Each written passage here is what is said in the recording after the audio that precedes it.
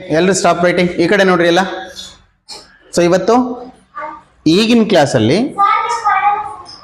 ಒಂದು ಗದ್ಯ ಭಾಗವನ್ನು ನೋಡೋಣ. ನವೋದಯ ಒಂದು ಭಾಷಾ ವಿಷಯಕ್ಕೆ ಸಂಬಂಧಪಟ್ಟಂತಹ ಒಂದು ಗದ್ಯ ಭಾಗವನ್ನು ನೋಡ್ತಾ ಹೋಗೋಣ. ಎಲ್ಲರೂ ಅಲರ್ಟ್ ಆಗಿ ಈ ಕಡೆ ನೋಡ್ರಿ. ಇಲ್ಲಿ ಗದ್ಯ ಭಾಗದಲ್ಲಿ ನಿಮಗೆ ತುಂಬ ಈಸಿಯಾಗಿರ್ತಕ್ಕಂಥದ್ದು ಟಾಪಿಕ್ಸನ್ನು ಕೊಡ್ತಾರೆ.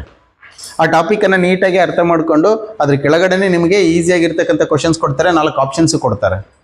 ಅದರಲ್ಲಿ ಒಂದು ಕ್ವಶನ್ ಸ್ವಲ್ಪ ಟ್ವಿಸ್ಟ್ ಆಗಿರ್ತಕ್ಕಂಥ ಚಾನ್ಸಸ್ ಇರ್ತದೆ. ಸೊ ಆ ಕ್ವಶನ್ಸನ್ನು ನೀವು ಅನಲೈಸ್ ಮಾಡೋದು ಕಲ್ತ್ರೆ ಈಸಿಯಾಗಿ ನಿಮಗೆ 25 ಮಾರ್ಕ್ಸ್ ತಗೋಬಹುದು. ಎಸ್, ಮತ್ತೊಂದು ಗದ್ಯ ಭಾಗವನ್ನು ಅಬ್ಸರ್ವ್ ಮಾಡ್ರಿ. ಇಲ್ಲೊಂದು ಗದ್ಯ ಭಾಗ ಇದೆ ಇಲ್ಲಿ. ಎಸ್, ಮತ್ತೊಂದು ವಿಶೇಷ ಸೂಚನೆ ಏನಪ್ಪ ಅಂತಂದ್ರೆ, ನಾವು ಪ್ರತಿದಿನ ಸಾಯಂಕಾಲ 6 ಗಂಟೆಯಿಂದ ಆನ್ಲೈನ್ ಕ್ಲಾಸ್ ಮಾಡ್ತಾ ಇದ್ದೀವಿ. ಯೂಟ್ಯೂಬ್ ಲೈವ್ ಆನ್ಲೈನ್ ಕ್ಲಾಸ್ ಮಾಡ್ತಾ ಇದ್ದೀವಿ. ಸೊ ಯಾರು ಬೇಕಾದರೂ ಜಾಯಿನ್ ಆಗ್ಬೋದು. ನಿಮ್ಮ ಫ್ರೆಂಡ್ಸ್ಗೆ ಹೇಳ್ರಿ, ಲಿಂಕನ್ನು ಕಳಿಸ್ಕೊಡ್ತೀವಿ. ಇಲ್ಲ ನಿಮಗೆ ಏನಾದ್ರು ಎಕ್ಸ್ಟ್ರಾ ಮಾಹಿತಿ ಬೇಕಾಗಿದ್ರೆ ನಮ್ಮ ಫೋನ್ ನಂಬರ್ಸ್ ಡಿಸ್ಪ್ಲೇ ಇದೆ, 9913049883 ಆಗಲಿ. ಇಲ್ಲ ಇಲ್ಲೊಂದು ಸ್ಕ್ಯಾನರ್ ಕಾಣಿಸ್ತಾ ಇದೆ ನಿಮ್ಗೆ ಈ ಮೂಲೆಯಲ್ಲಿ. ಆ ಸ್ಕ್ಯಾನರ್ನ ಸ್ಕ್ಯಾನ್ ಮಾಡಿದರೆ ಸಾಕು, ಕರೆಕ್ಟಾಗಿ ಯೂಟ್ಯೂಬ್ ಚಾನಲ್ಗೆ ಬಂದುಬಿಡುತ್ತೆ, ವಾಟ್ಸಪ್ ಗ್ರೂಪಿಗೆ ಬಂದುಬಿಡ್ತದೆ. ಸೊ ಯಾರಾದರೂ ಸಹ 4 ಮತ್ತು 5ನೇ ಕ್ಲಾಸ್ ವಿದ್ಯಾರ್ಥಿಗಳು ನೀವು ಜಾಯಿನ್ ಆಗ್ಬೋದು. ನಿಮ್ಮ ಫ್ರೆಂಡ್ಸ್ಗೆ ಎಲ್ಲರಿಗೂ ಹೇಳ್ರಿ. ಎಸ್, ಈ ಕಡೆ ಬರ್ರಿ. ಇಲ್ಲೊಂದು ಗದ್ಯ ಭಾಗ ಇದೆ ನೋಡ್ರಿ. ನಮ್ಮ ರಾಷ್ಟ್ರಪಿತ ಮಹಾತ್ಮ ಗಾಂಧಿ, ಜವಾಹರ್ಲಾಲ್ ನೆಹರು, ವಲ್ಲಭಾಯ್ ಪಟೇಲ್, ಅಬ್ದುಲ್ ಕಲಾಂ ಆಜಾದ್ ಮುಂತಾದ ರಾಷ್ಟ್ರ ನಾಯಕರ ಅವಿರತ ಹೋರಾಟದ ಫಲವಾಗಿ ಹಾಗೂ ರಾಷ್ಟ್ರಾಭಿಮಾನಿಗಳಾದ ಸುಭಾಷ್ ಚಂದ್ರ ಬೋಸ್, ಚಂದ್ರಶೇಖರ್ ಆಜಾದ್, ಭಗತ್ ಸಿಂಗ್, ರಾಮ್ ಪ್ರಸಾದ್ ಬಿಸ್ಮತ್, ಧನಶೆಟ್ಟಿ ಮಲ್ಲಪ್ಪ, ಹುತಾತ್ಮ ಮೈಲಾರ ಮಹದೇವ ಇವರ ತ್ಯಾಗ ಬಲಿದಾನದ ಫಲವಾಗಿ ನಮ್ಮ ದೇಶ ಸೂರ್ಯ ಮುಳುಗದ ಸಾಮ್ರಾಜ್ಯವಾಗಿದ್ದ ಬ್ರಿಟಿಷರ ಕವಿ ಮುಷ್ಟಿಯ ದಾಸ್ಯ ಶೃಂಖಲೆಯಿಂದ 15 ಆಗಸ್ಟ್ 1947ರಂದು ಸ್ವತಂತ್ರ ಪಡೆಯಿತು. ಇದಕ್ಕಾಗಿ ಅವರು ಪಟ್ಟ ಕಷ್ಟ ನಷ್ಟಗಳ ವರ್ಣನೆ ಕೇಳಿದಾಗ ಪ್ರತಿಯೊಬ್ಬ ಭಾರತೀಯನ ನರನಾಡಿಗಳು ರೋಮಾಂಚನಗೊಳ್ಳುತ್ತವೆ. ಸುಭಾಷ್ ಚಂದ್ರ ಬೋಸರ ಗರ್ಜನೆಯು ಬಿಸಿ ರಕ್ತದ ಯುವಕರೇ, ದೇಶಕ್ಕಾಗಿ ರಕ್ತ ಹರಿಸಲು ಸಿದ್ಧರಾಗಿ, ನಾನು ನಿಮಗೆ ಸ್ವಾತಂತ್ರ್ಯ ತಂದುಕೊಡುವೆ. ಈ ವೀರ ಗರ್ಜನೆಯು ಆ ಕಾಲದಲ್ಲೇ ಸಹಸ್ರಾರು ಯುವಕರನ್ನು ಬಡಿದೆಬ್ಬಿಸಿತು. 50,000 ವೀರರು ಸುಭಾಷ್ ಚಂದ್ರರ ಆಜಾದ್ ಹಿಂದ್ ಫೌಜ್ ಸೈನ್ಯವನ್ನ ಸೇರಿದರು. ಅವರಿಗೆ ಈಗಿನಂತೆ ಸಂಬಳ, ವಾಹನ, ಉಡುಪು ಮುಂತಾದ ಸೌಲಭ್ಯಗಳನ್ನು ನೀಡಲು ಸಾಧ್ಯವಿರಲಿಲ್ಲ. ನಾನಾ ಉಗ್ರ ಪರೀಕ್ಷೆಗಳಿಗೊಳಪಡಿಸಿ ದೇಶಕ್ಕಾಗಿ ಪ್ರಾಣಾರ್ಪಣೆ ಮಾಡಲು ನಾ ಮುಂದು ತಾ ಮುಂದು ಎನ್ನುವವರನ್ನು ಮಾತ್ರ ತಮ್ಮ ಸೈನ್ಯಕ್ಕೆ ಸೇರಿಸಿಕೊಂಡರು. ಇಂತಹ ಕೆಚ್ಚದೆಯ ಬಂಟರ ಸೈನ್ಯವು ಸಿಂಗಾಪುರ, ರಂಗೂನ್ ನಂತರ ಕೊಹಿನಾಕ್ಕೆ 1944ರ ಮಾರ್ಚ್ 18ರಂದು ಬಂದಿಳಿಯಿತು. ಎಸ್, ನೋಡೋಣ ಇನ್ನೂ ಇದೆಯೇನೋ. ಎಸ್, ಇದೆ. ಡೆಲ್ಲಿ ಚಲೋ ಎಂಬ ಅವರ ಕನಸು ಜಪಾನ್ ಶರಣಾಗತಿಯ ನಂತರ ಈ ಸೈನ್ಯವು ಮುಂದೆ ಸಾಗಲು ಅಸಮರ್ಥವಾಯಿತು. ಸುಭಾಷ್ ಚಂದ್ರರು ಪಯಣಿಸುತ್ತಿದ್ದ ವಿಮಾನ ದುರಂತಕ್ಕೀಡಾಗಿ ವೀರ ಮರಣವನ್ನಪ್ಪಬೇಕಾಯಿತು. ಈ ದುರಂತ ಸಂಭವಿಸದಿದ್ದರೆ ಭಾರತದ ಭವಿಷ್ಯವೇ ಬದಲಾಗುತ್ತಿತ್ತು. ಇದು ನಿಮಗೆ ಇರತಕ್ಕಂತಹ ಒಂದು ಗದ್ಯ ಭಾಗ. ಈ ಗದ್ಯ ಭಾಗ ನಿಮಗೆ ಭಾರತದ ಸ್ವತಂತ್ರ ಯಾವ ರೀತಿ ಸಿಕ್ತು ಅಂತಕ್ಕಂತಹ ಒಂದು ಟಾಪಿಕ್ ಮೇಲೆ ಇದೆ. ಭಾರತದ ಸ್ವತಂತ್ರ ಬರ್ಕೋಬೇಡ್ರಿ ಯಾರು. ಭಾರತದ ಸ್ವತಂತ್ರ ಯಾವ ರೀತಿ ಸಿಕ್ತು ಅನ್ನೋದ್ರ ಮೇಲೆ ಈ ಒಂದು ಟಾಪಿಕ್ ಇದೆ ನೋಡ್ರಿ. ನಮ್ಮ ರಾಷ್ಟ್ರಪಿತ ಮಹಾತ್ಮ ಗಾಂಧಿ, ಇಲ್ಲಿ ಪ್ರತಿಯೊಂದು ಸೆಂಟೆನ್ಸ್ ಅನ್ನು ಸಹ ನೀವು ಅಬ್ಸರ್ವ್ ಮಾಡಬೇಕು. ಇಲ್ಲಿ ನಮ್ಮ ರಾಷ್ಟ್ರಪಿತ ಮಹಾತ್ಮ ಗಾಂಧಿ, ಇಲ್ಲಿ ಕೇಳ್ಬೋದು ಕ್ವಶನ್, ನಮ್ಮ ರಾಷ್ಟ್ರಪಿತ ಯಾರು?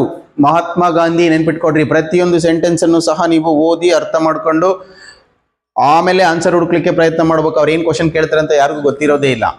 ಇಲ್ಲಿ ನಮ್ಮ ರಾಷ್ಟ್ರಪಿತ ಯಾರು? ಮಹಾತ್ಮ ಗಾಂಧಿ, ಜವಾಹರ್ಲಾಲ್ ನೆಹರು, ವಲ್ಲಭಾಯ್ ಪಟೇಲ್, ಅಬ್ದುಲ್ ಕಲಾಂ ಆಜಾದ್ ಮುಂತಾದ ರಾಷ್ಟ್ರ ನಾಯಕರ ಅವಿರತ ಹೋರಾಟದ ಫಲವಾಗಿ. ಹಂಗಾದ್ರೆ ಈ ಜವಾಹರ್ಲಾಲ್ ನೆಹರು, ವಲ್ಲಭಾಯ್ ಪಟೇಲ್, ಅಬ್ದುಲ್ ಕಲಾಂ ಆಜಾದ್ ಇವರೆಲ್ಲರೂ ಸಹ ರಾಷ್ಟ್ರ ನಾಯಕರು. ನೆನ್ಪಿಟ್ಕೊಡ್ರಿ, ಇವರೆಲ್ಲರೂ ಸಹ ರಾಷ್ಟ್ರ ನಾಯಕರು. ಇದರಲ್ಲಿ ಮಹಾತ್ಮ ಗಾಂಧಿ ಮಾತ್ರ ರಾಷ್ಟ್ರಪಿತ. ಇದನ್ನು ಕ್ವಶನ್ ಕೇಳ್ತಾರೆ, ರಾಷ್ಟ್ರ ನಾಯಕರು ಯಾರ್ಯಾರಿದ್ದಾರೆ ಅಂತೇಳಿ. ನೆಕ್ಸ್ಟ್, ಅವರ ಹೋರಾಟದ ಫಲವಾಗಿ ಹಾಗೂ ರಾಷ್ಟ್ರಾಭಿಮಾನಿಗಳಾದ ನೋಡಿ, ರಾಷ್ಟ್ರಾಭಿಮಾನಿಗಳು ಇಲ್ಲಿಂದ ಸ್ಟಾರ್ಟ್ ಆಗುತ್ತೆ. ಸುಭಾಷ್ ಚಂದ್ರ ಬೋಸ್, ಚಂದ್ರಶೇಖರ್ ಆಜಾದ್, ಭಗತ್ ಸಿಂಗ್, ರಾಮ್ ಪ್ರಸಾದ್ ಬಿಸ್ಮತ್, ಧನಶೆಟ್ಟಿ ಮಲ್ಲಪ್ಪ, ಹುತಾತ್ಮ ಮೈಲಾರ ಮಹಾದೇವ. ನೋಡ್ರಿ, ಇವರೆಲ್ಲರೂ ಸಹ ರಾಷ್ಟ್ರಾಭಿಮಾನಿಗಳು. ಇಲ್ಲಿಂದ ರಾಷ್ಟ್ರಾಭಿಮಾನಿಗಳು ಬೇರೆ, ರಾಷ್ಟ್ರ ನಾಯಕರು ಬೇರೆ. ನೋಡ್ರಿ, ರಾಷ್ಟ್ರಾಭಿಮಾನಿಗಳು ಇಲ್ಲಿಂದ ಸ್ಟಾರ್ಟ್ ಆಗುತ್ತೆ. ಸುಭಾಷ್ ಚಂದ್ರ ಬೋಸ್, ಇವರು ಸಹ ರಾಷ್ಟ್ರಾಭಿಮಾನಿ. ಚಂದ್ರಶೇಖರ್ ಆಜಾದ್, ಭಗತ್ ಸಿಂಗ್, ರಾಮ್ ಪ್ರಸಾದ್ ಬಿಸ್ಮತ್, ಧನಶೆಟ್ಟಿ ಮಲ್ಲಪ್ಪ, ಹುತಾತ್ಮ ಮೈಲಾರ ಮಹಾದೇವ, ಇವರೆಲ್ಲರೂ ಸಹ ರಾಷ್ಟ್ರಾಭಿಮಾನಿಗಳು. ಅವರು ರಾಷ್ಟ್ರ ನಾಯಕರಾದ್ರೆ ಇವರೆಲ್ಲರೂ ಸಹ ರಾಷ್ಟ್ರಾಭಿಮಾನಿಗಳಾಗಿರ್ತಾರೆ. ಇವರ ತ್ಯಾಗ ಬಲಿದಾನದ ಫಲವಾಗಿ ನಮ್ಮ ದೇಶ ಸೂರ್ಯ ಮುಳುಗದ ಸಾಮ್ರಾಜ್ಯವಾಗಿದ್ದ ಬ್ರಿಟಿಷರ ಕಪಿಮುಷ್ಟಿಯ ದಾಸ್ಯ ಶೃಂಖಲೆಯಿಂದ 15 ಆಗಸ್ಟ್ 1947ರಂದು ಸ್ವತಂತ್ರವಾಯಿತು. ನೋಡ್ರಿ, ಇಲ್ಲಿ ಮತ್ತೊಂದು ಕ್ವಶನ್ ಉದ್ಭವಿಸಬಹುದು. ಸೂರ್ಯ ಮುಳುಗದ ಸಾಮ್ರಾಜ್ಯ ಯಾವುದು? ದಟ್ ಈಸ್ ಸೂರ್ಯ ಮುಳುಗದ ಸಾಮ್ರಾಜ್ಯ ಬ್ರಿಟಿಷರ. ಎಸ್, ಸೂರ್ಯ ಮುಳುಗದ ಸಾಮ್ರಾಜ್ಯ ಬ್ರಿಟನ್ ಅಥವಾ ಇಂಗ್ಲೆಂಡ್ ಅಥವಾ ಬ್ರಿಟಿಷ್ ದೇಶ. ಇಲ್ಲಿ ಸೂರ್ಯ ಮುಳುಗದ ಸಾಮ್ರಾಜ್ಯ ಯಾವುದು ಅಂತನೂ ಸಹ ಕೇಳಬಹುದು. ನೆಕ್ಸ್ಟ್, ಅವರ ಕಪಿಮುಷ್ಟಿಯಿಂದ ದಾಸ್ಯ ಶೃಂಖಲೆಯಿಂದ ಆಗಸ್ಟ್ 15, 1947ರಂದು ಸ್ವತಂತ್ರ ಪಡೆಯಿತು. ಇದಕ್ಕಾಗಿ ಅವರು ಪಟ್ಟ ಕಷ್ಟ ನಷ್ಟಗಳ ವರ್ಣನೆ ಕೇಳಿದಾಗ ಪ್ರತಿಯೊಬ್ಬ ಭಾರತೀಯನ ನರನಾಡಿಗಳು ರೋಮಾಂಚನಗೊಳ್ಳುತ್ತವೆ. ನೋಡ್ರಿ, ಇಲ್ಲಿ ನಿಮಗೆ ಮುಖ್ಯವಾಗಿ ಯಾವ ರೀತಿಯಾಗಿರ್ತಕ್ಕಂಥ ಕ್ವಶನ್ಸ್ ಬರ್ಬೋದು ಅಂತಕ್ಕಂಥದ್ದನ್ನ ಥಿಂಕ್ ಮಾಡ್ಕೊಂಡು ನಾವು ಓದ್ಕೊಳ್ತಾ ಹೋಗ್ಬೇಕು. ನಾನೀಗ ಆಲ್ರೆಡಿ ಹೈಲೈಟ್ ಮಾಡಿ ಹೇಳಿದ್ದೀನಿ ಆ ಪಾಯಿಂಟ್ಸ್ ಅನ್ನ. ಸೂರ್ಯ ಮುಳುಗದ ಸಾಮ್ರಾಜ್ಯ ಯಾವುದು? ದಾಸ್ಯ ಶೃಂಖಲೆ ಅಂತಂದ್ರೆ ಬೇಡಿ, ಶೃಂಖಲೆ ಅಂತಂದ್ರೆ ಬೇಡಿ, ದಾಸ್ಯ ಅಂತಂದ್ರೆ ಅವ್ರು ಹೇಳ್ದಂಗೆ ಕೇಳ್ತಕ್ಕಂಥ ಪರಿಸ್ಥಿತಿ. ಎಸ್, ಆ ಬ್ರಿಟಿಷ್ ಸ್ವಾತಂತ್ರ್ಯ ಸಿಗಕ್ಕಿಂತ ಮೊದಲು ನಾವು ಬ್ರಿಟಿಷ್ ಹೇಳ್ದಂಗೆ ಕೇಳಬೇಕಾಗಿತ್ತು. ಸೊ ಈ ರಾಷ್ಟ್ರ ನಾಯಕರು ಮತ್ತು ರಾಷ್ಟ್ರಾಭಿಮಾನಿಗಳ ಅವಿರತ ಪ್ರಯತ್ನದಿಂದ, ತ್ಯಾಗ ಬಲಿದಾನದಿಂದಾಗಿ 1947 ಆಗಸ್ಟ್ 15ರಂದು ನಮಗೆ ಸ್ವಾತಂತ್ರ್ಯ ಸಿಕ್ಕಿದೆ. ಅದು ನಿಮ್ಗೆಲ್ಲರಿಗೂ ಗೊತ್ತಿರ್ತಕ್ಕಂತಹ ವಿಚಾರ. ಇಲ್ಲಿ 3 ರಿಂದ 4 ಕ್ವಶನ್ ಬರುವಷ್ಟು ಮಾಹಿತಿ ಇದೆ. ನೆಕ್ಸ್ಟ್, ಇಲ್ಲಿ ಸುಭಾಷ್ ಚಂದ್ರ ಬೋಸರ ಗರ್ಜನೆಯು ಬಿಸಿ ರಕ್ತದ ಯುವಕರೇ, ದೇಶಕ್ಕಾಗಿ ರಕ್ತ ಹರಿಸಲು ಸಿದ್ಧರಾಗಿ ನಾನು ನಿಮಗೆ ಸ್ವಾತಂತ್ರ್ಯ ತಂದು ಕೊಡುವೆ. ಈ ಮಾತನ್ನ ಯಾರು ಹೇಳಿದ್ರು? That is Subhash Chandra Bose.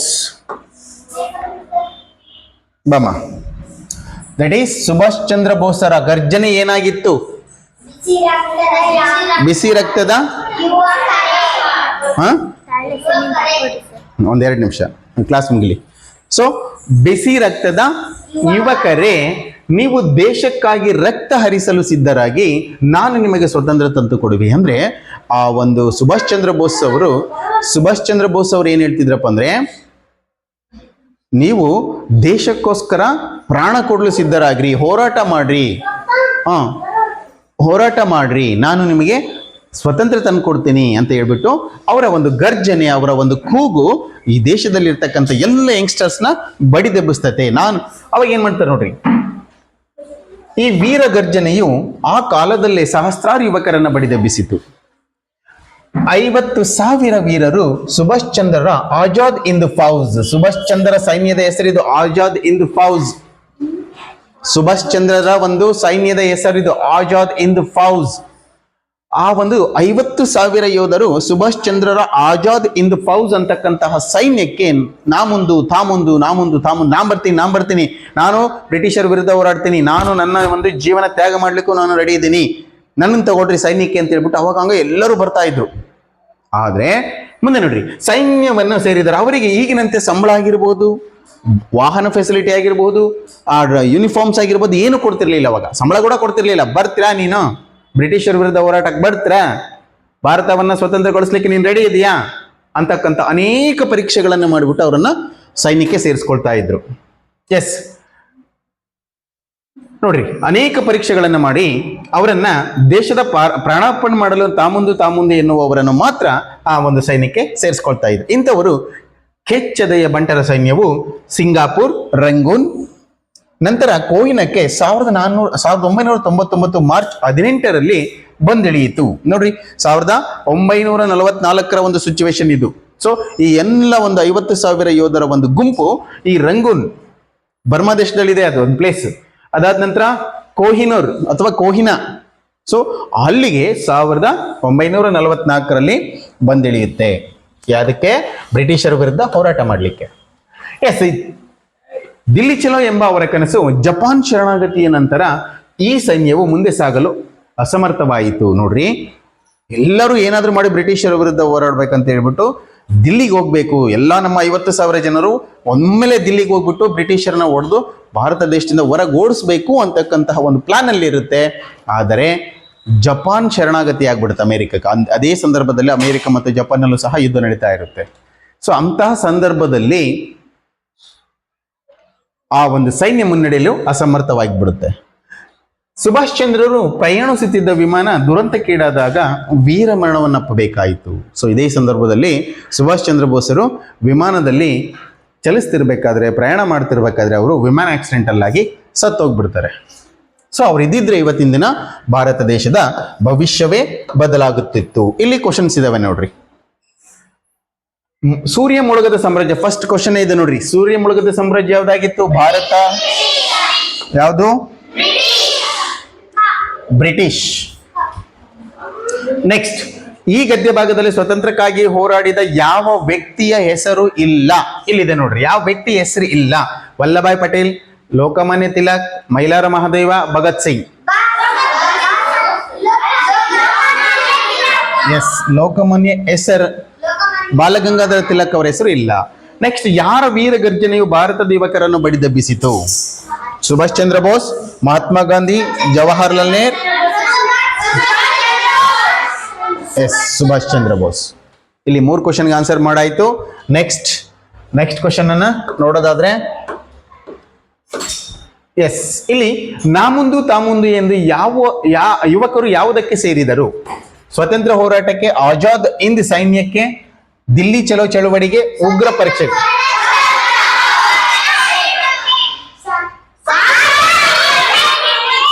S, Azad Hind ಸೈನ್ಯಕ್ಕೆ ನಾ ಮುಂದು ತಾ ಮುಂದು ಅಂತ ಹೇಳ್ಬಿಟ್ಟು ಅವರು ಸೇರ್ತಾರೆ. ನೆಕ್ಸ್ಟ್, ಯಾವುದು ಆಗದಿದ್ದರೆ ಭಾರತದ ಭವಿಷ್ಯ ಬದಲಾಗುತ್ತಿತ್ತು? ಜಪಾನಿನ ಶರಣಾಗತಿ, ಸುಭಾಷ್ ಚಂದ್ರರ ಮರಣ, ಮಹಾತ್ಮ ಗಾಂಧೀಜಿಯವರ ದುರ್ಮರಣ, ದಿಲ್ಲಿ ಚಲೋ. ಸುಭಾಷ್ ಚಂದ್ರ ಬೋಸರ ಒಂದು ದುರ್ಮರಣ ಆಗದೇ ಇದ್ರೆ ಭಾರತ ದೇಶದ ಭವಿಷ್ಯವೇ ಬದಲಾಗುತ್ತಿತ್ತು ಅಂತಕ್ಕಂಥದ್ದು. ಇಷ್ಟು ಕ್ವಶನ್ ವಿತ್ ಆನ್ಸರ್ಸ್ ಇದ್ದಾವೆ. ಸೊ ಇಲ್ಲಿಗೆ ಬಹುಶಃ ಇವತ್ತಿನ ಈ ಒಂದು ಕ್ಲಾಸಸ್ ಮುಗೀತಾ ಇದೆ. ನಾಳೆ ಮತ್ತೊಂದು ಕ್ಲಾಸಸ್ ಒಂದಿಗೆ ಮತ್ತೆ ಭೇಟಿಯಾಗೋಣ. ಬಹುಶಃ ನಾಳೆ ನಿಮಗೆ mental ability 3rd lesson start ಮಾಡ್ಬೋದು. ರೆಡಿಯಾಗಿರ್ರಿ. ಸೊ ಇದನ್ನು ನೀವೀಗ ಬರೀರಿ. ನಾಳೆ ಮತ್ತೆ ಯಾರು ಏನೇನೋ ನೀವು ಅಬ್ಸೆಂಟ್ ಆಗಬೇಡ್ರಿ, ಕಂಟಿನ್ಯೂಟಿ ಇರಲಿ. ಓಕೆನಾ? ಈಗ ಬರ್ಕೊಳ್ತಾ ಹೋಗ್ರಿ.